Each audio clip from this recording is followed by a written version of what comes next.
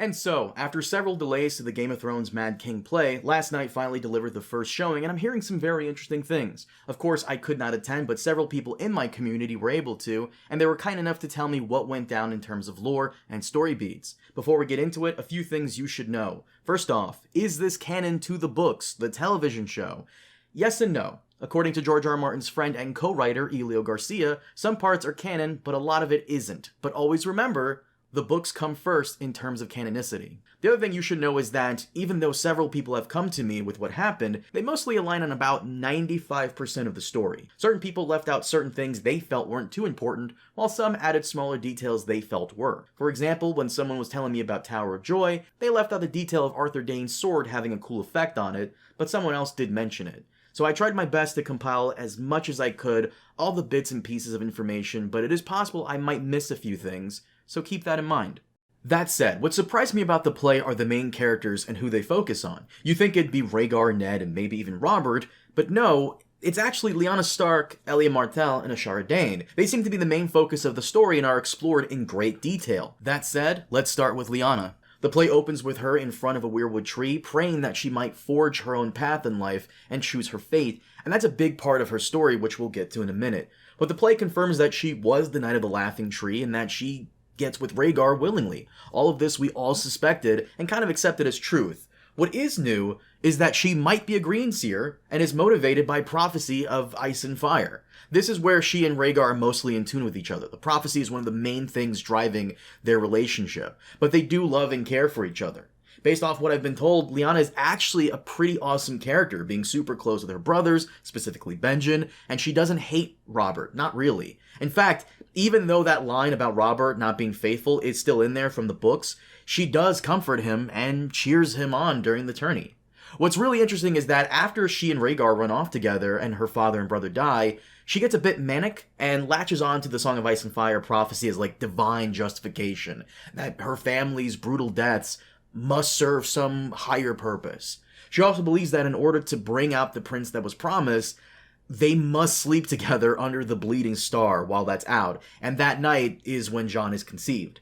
There are other new bits of information here regarding her, and it's mostly about her political ideas and how she pushes that onto Rhaegar. Apparently she wants him to join the war and win it so they can secure a future for their child, but also so that he can become king and abolish the monarchy so that the great houses of Westeros would be united by being divided. That's the wording people said to me. Basically, she wants to allow every region to self-govern as independent kingdoms, kind of like how before the conquest, and she pushes this on to Rhaegar. Some people have also told me she asks Rhaegar to spare Ned and Robert, while others told me they didn't hear that part, but ultimately her story ends the way we know it ends, with one exception.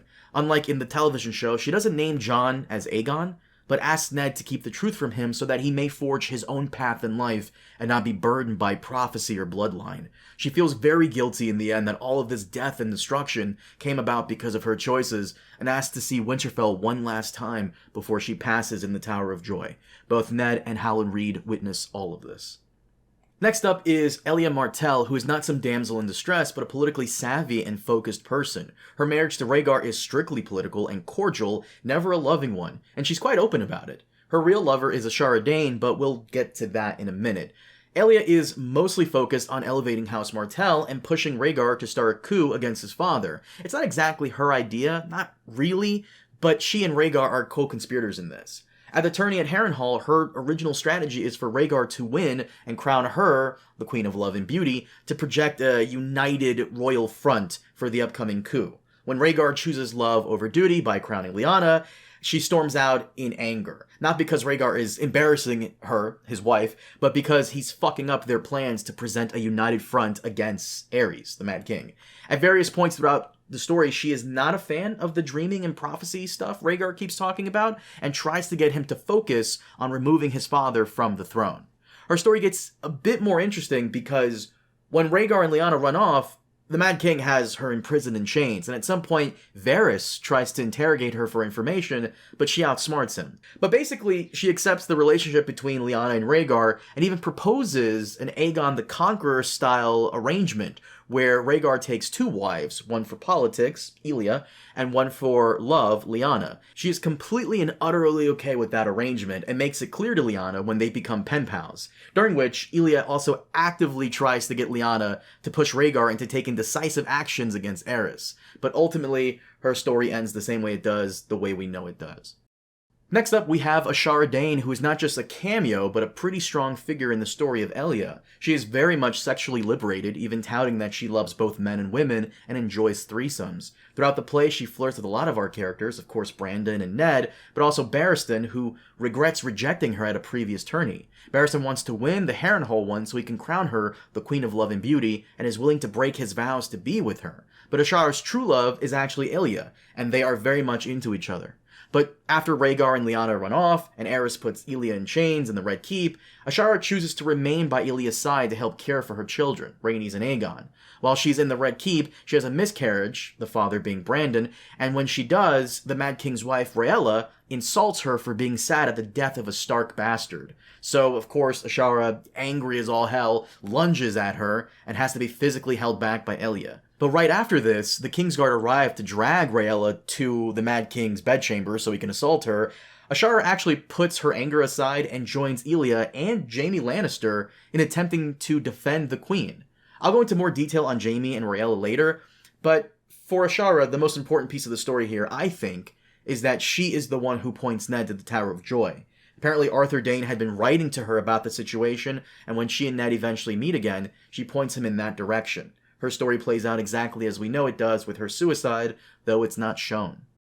Now let's talk about our Targaryens, starting with Rhaegar, who I think is probably one of the most interesting characters here. To start, Rhaegar is introduced singing the literal Song of Ice and Fire in High Valyrian, a performance that, of course, moves Lyanna to tears. He is the central conspirator attempting to depose his father, and has the support of his 2 friends, Arthur Dayne and Sir Oswell Went, who may have been combined with Jon Con, based off the hints that Went might be into Rhaegar.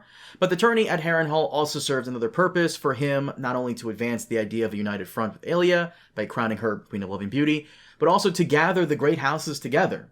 Though whether or not he wants to gather them to see the united front or to try and make some alliance with them wasn't clear when it was told to me, but we do know that Rhaegar does have the backing of some of the other houses. If anything, his relationship with Aerys is a big highlight. At one point, Rhaegar confronts his father, who then tries to test Rhaegar into killing him. Of course, Rhaegar doesn't and gets called a coward for it. In fact, Aerys at one point tells him that the prince that was promised won't come from him.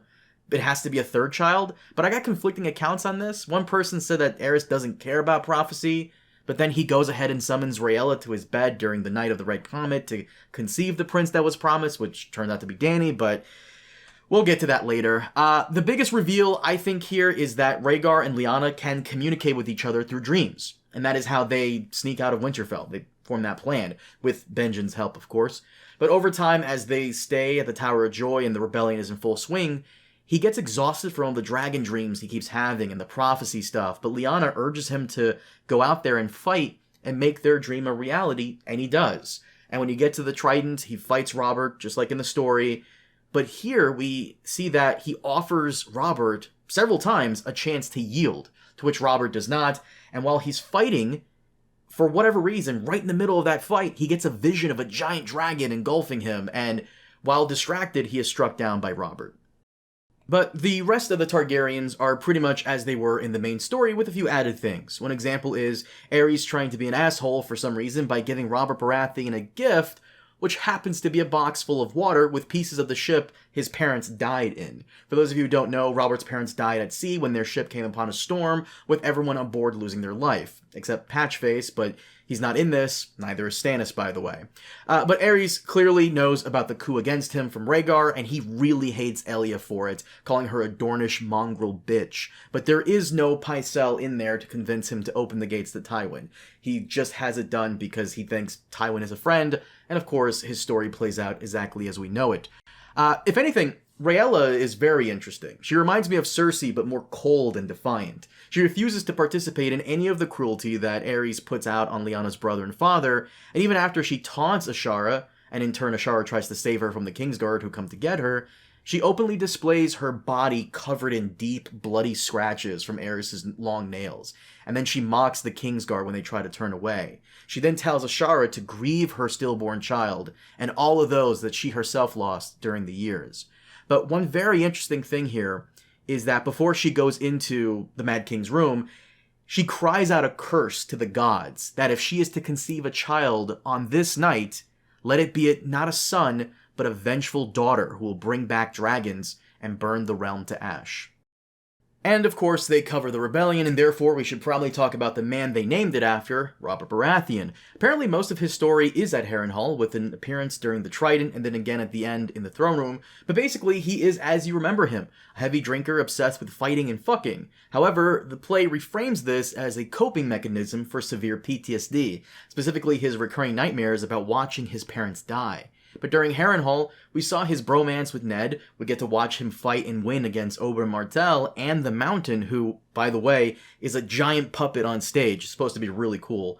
And then his relationship with Lyanna, as I mentioned before, is explored a bit. He's very much into her, and she is very caring and tender with him. But his story plays out mostly how you know it from there. He defeats Rhaegar at the Trident and has a falling out with Ned at the very end. And of course, we can't have the Mad King without the man who killed him. Let's talk about Jaime and, in part, the Lannisters. Based off what I've been told, Jaime's there, but as kind of a bystander and with very few things to do until the very end. Every time he does do something, it is very much awesome. Of course, he shows up at Harrenhal briefly to be inducted into the Kingsguard, and then dismissed back to King's Landing. Then he appears again to try and stop his sworn brothers from forcibly taking Rhaella to the Mad King's bedroom, and then again at the very end when he urges Aerys not to open the gates to Tywin, who then ignores him and has it opened anyway, and then Tywin sacks the city, and of course Jaime kills him.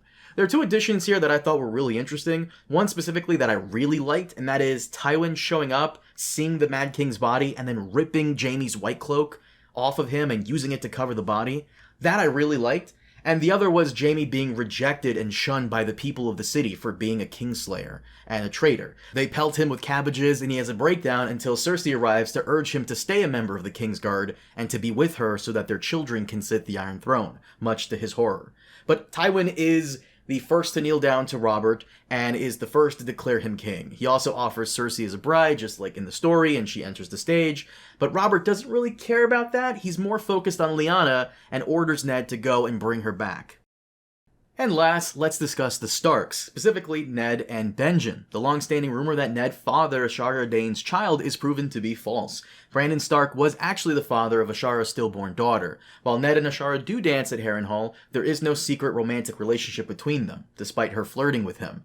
Benjen is there, and he is mostly the little brother who is babied by Lyanna and helps her escape Winterfell to run off with Rhaegar. He has guilt over this in the end, and it's heavily implied this is why he joins the Night's Watch. But Ned's story plays out exactly as it does. He participates in the rebellion, goes to King's Landing, finds out the location of the Tower of Joy, and he fights the Kingsguard there with Howland Reed. It plays out exactly like it does in the TV show. Howland gets injured at the very start of the fight, stays down, and when it's a 1v1 with Arthur and Ned, Howland gets right back up, stabs him in the back, with Ned finishing him off. And also, just like in the TV show, while Ned is at the Tower of Joy, he hears Bran's voice calling to him. This is the second time he hears Bran's voice. People have told me the first was when he's talking about having a family. But his story plays out exactly as I mentioned before. He watches Lyanna die and takes baby Jon back to Winterfell. Again, Jon is not named until Ned goes right back there. There's a brief scene before all of this where Ned and Catelyn marry, but the final scene of the play is Ned naming baby Jon, though it's kind of weird that he does because Jon Arryn isn't in the play at all. But it's implied Jon is named so after him. Also, Benjen is there, and it's implied he knows who the parents are, which I kind of like. But guys, that is the play and all the bits of detail I could get. Of course, I'm probably missing a few minor things, but for the most part, those are the major pieces of lore. Let me know what your thoughts are in the comments below. Be sure to like, comment, sub, all that good stuff, and I'll see you all next time. Have a good one.